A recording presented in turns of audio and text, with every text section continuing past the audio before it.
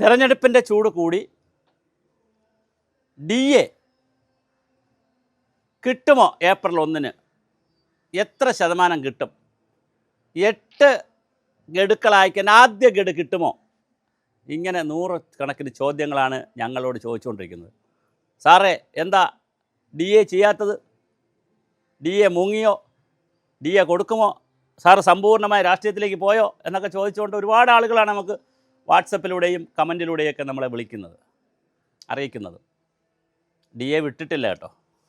ഇതിനിടയിലൊരു തമാശ നടന്നിട്ടുണ്ട് കേട്ടോ. നമ്മൾ DAയുടെ വീഡിയോയുടെ അടിയിലൊക്കെ പ്രൊഫസർമാരൊക്കെ വന്ന്, പ്രത്യേകിച്ച് ഇടതുപക്ഷ പ്രൊഫസർമാരാണ്, സഹാക്കളായിട്ടുള്ള പ്രൊഫസർമാരൊക്കെ പറയും, എന്താ ഇപ്പോൾ കൊടുക്കേണ്ട അത്യാവശ്യം, നമുക്ക് കിട്ടിയിട്ടില്ല, നമുക്ക് നല്ല പൈസയല്ലേ കിട്ടുന്നത്, നല്ല കാശ് കിട്ടുകയല്ലേ പ്രൊഫസർമാർക്ക്, UGC പെൻഷനല്ലേ. അപ്പോൾ അതുകൊണ്ട് അവർക്ക് ഈ 15,000 രൂപ കിട്ടണം, നാക്കാപ്പിച്ച 15,000 രൂപ കിട്ടുന്നവരുടെ കാര്യം അറിഞ്ഞുകൂടണേ. ഇവിടെ വളരെ മഹാഭൂരിപക്ഷം എത്ര പ്രൊഫസർമാരുണ്ട്, അല്ലെങ്കിൽ എത്ര അസിസ്റ്റൻറ്റ് പ്രൊഫസർമാരുണ്ടെന്നേ, അല്ലെങ്കിൽ അസോസിയേറ്റ് പ്രൊഫസർമാരുണ്ട് റിട്ടയർ ആവുന്ന, മഹാഭൂരിപക്ഷം വരുന്നവർ സാധാരണ പണം വാങ്ങുന്നവരാണ്. 50,000-നും 25,000-നും താഴെ DA പിന്നെ ശമ്പളം പെൻഷനായി വാങ്ങുന്നവരാണ് ഭൂരിപക്ഷം പേരും.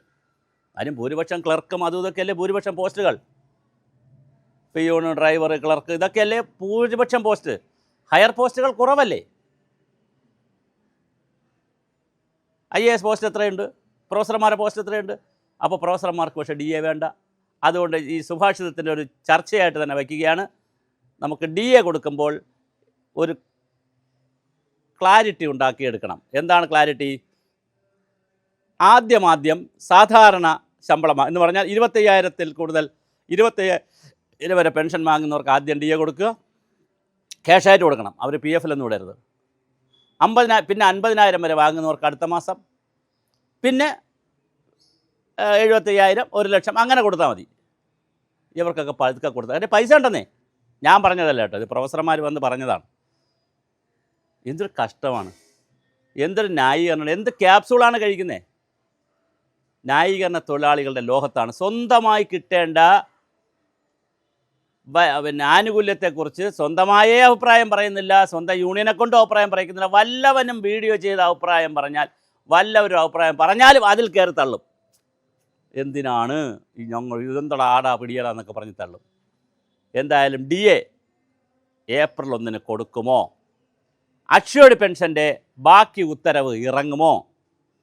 DA കഴിഞ്ഞ പ്രാവശ്യം അവസാനം ഇറങ്ങിയ ഉത്തരവിൽ പറയുന്ന അവസാനത്തെ വരി, 6ാമത്തെ പോയിൻ്റായിട്ടുള്ള ഡീറ്റെയിൽഡായിട്ടുള്ള DA കൊടുക്കുന്നതിന് സമയത്തുള്ള ഡീറ്റെയിലായിട്ടുള്ള ഉത്തരവ് ഈ ദിവസങ്ങളിൽ ഇറങ്ങുമോ? അറിയാൻ താല്പര്യമുണ്ട്. ഇലക്ഷൻ പ്രഖ്യാപിച്ചുകൊണ്ട് രത്തൻ കേൽക്കറിൻ്റെ അടുത്ത് ചോദിച്ചുകൊണ്ട് പറയേണ്ട, അല്ലെങ്കിൽ ഗാനേഷ് കുമാറിനോട് ചോദിച്ചുകൊണ്ട് പറയേണ്ടതാണ്, ഇലക്ഷൻ പ്രഖ്യാപിച്ചാലും ആ ഉത്തരവ് ഇറക്കാൻ തടസ്സമുണ്ടോ? തടസ്സമില്ലെങ്കിൽ മിസ്റ്റർ ബാലഗോപാൽ KN ബാലഗോപാലൻ ധനഗോപാലൻ, താങ്കൾ ആ ഉത്തരവ് ഇറക്കുമോ? അതിന് താങ്കൾക്ക് അവകാശമുണ്ടോ? അതോ താങ്കളില്ലെങ്കിൽ ഫോർ ദ ഗവർണർ എന്നൊക്കെ വെച്ചിട്ട് സെക്രട്ടേറിയറ്റിലിരിക്കുന്ന അഡീഷണൽ ചീഫ് സെക്രട്ടറിക്ക് ആ ഉത്തരവ് ഇറക്കാൻ അവകാശമുണ്ടോ? നമുക്കിതൊന്നും അറിയത്തില്ല. നമ്മൾ പാവമാണ്.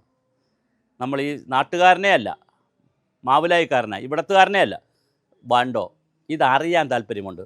DA കൊടുക്കുമോ? 5.5 ലക്ഷം വരുന്ന സർക്കാർ ഉദ്യോഗസ്ഥർക്ക് DA കിട്ടുമോ ഏപ്രിലിൽ? അല്ലെങ്കിൽ വോട്ടടിക്കുമ്പം നോക്കി അടിക്കും. സഹാക്കൾ വരെ പറഞ്ഞിരിക്കുകയാണ്, ഞങ്ങൾ നോക്കി അടിക്കും, ഞങ്ങൾ പരസ്യ പ്രസ്ഥാനം നടത്തും, ന്യായീകരണ ക്യാപ്സുകൾ ഇറക്കും, ഞങ്ങൾ വാട്സപ്പിലും യൂട്യൂബ് വീഡിയോയുടെ അടിയിൽ വന്ന് ഞങ്ങൾ കമൻ്റൊക്കെ അടിക്കും, പക്ഷേ വോട്ട് ഞങ്ങൾ മാറ്റി അടിച്ചോളാം സാറേ എന്നാണ് കുറേ പ്രൊഫസർമാരിങ്ങനെ സ്വകാര്യമായിട്ട് പറഞ്ഞതാണ്. പ്രൊഫസർമാരിൽ നിന്ന് തന്നെ ഞാൻ അറിയുന്നത്. അതുകൊണ്ട് വോട്ടടിക്കുമ്പോൾ അവർ ശ്രദ്ധിച്ച്, ബാലഗോപാലിന് വളരെ സൂക്ഷിച്ചായിരിക്കും അവർ വോട്ടടിക്കുന്നത്. ഇനി അഷ്വേർഡ് പെൻഷൻ എന്താ സംഭവിക്കുക? വരുമോ അതിൻ്റെ ഉത്തരവ്? ആരാണ് ഉത്തരവ് ഇറക്കുക? ഏത് മാസം മുതൽ കൊടുക്കുക? 2.5 ലക്ഷം ആളുകളുണ്ട് അഷ്വേർഡ് പെൻഷനിൽ. 5.5 ലക്ഷത്തിൽ 3 ലക്ഷം, 2.5-3 ലക്ഷം പേര് സ്റ്റാറ്റ്യൂട്ടറി പെൻഷൻകാരാണ്, അവരെ ബുദ്ധിമുട്ടില്ല. ബാക്കി വരുന്നവർക്ക് പങ്കാളിത്ത പെൻഷനാണ്. അത് അഷ്വേർഡ് പെൻഷനിലേക്ക് പോകും. പാർട്ടിസിപ്പേറ്ററി പെൻഷനിൽ നിന്ന് അഷ്വേർഡ് ഉറപ്പുള്ള പെൻഷനിലേക്ക് പോകും എന്ന് പറയുന്നു. പക്ഷേ അതിൻ്റെ ഡീറ്റെയിൽഡ് ഗൈഡ് ലൈനും ഇറങ്ങിയിട്ടില്ല. അപ്പോൾ അത് ഇറങ്ങണ്ടേ? DAയുടെ ഡീറ്റെയിൽഡ് ഗൈഡ് ലൈൻ ഇറങ്ങിയോ? ഇറങ്ങുമോ?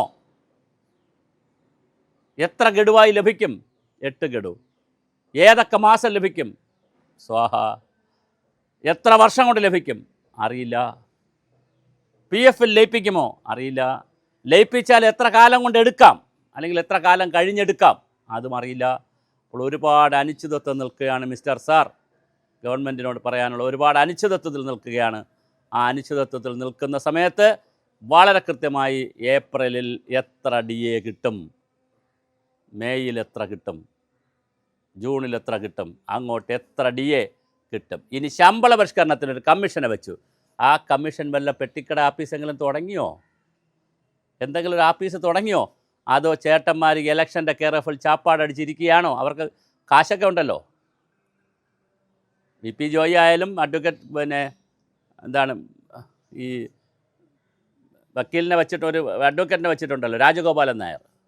വക്കീലായാലും പിന്നെ ഒരു ഗീത, പിന്നെ ശ്രീലത, ഇങ്ങനെ കുറേ പേര് വെച്ചിട്ട് അവർ ചാപ്പാടടിക്കുകയാണല്ലോ ഇപ്പോൾ ആ കമ്മിറ്റിയുടെ പേരിൽ.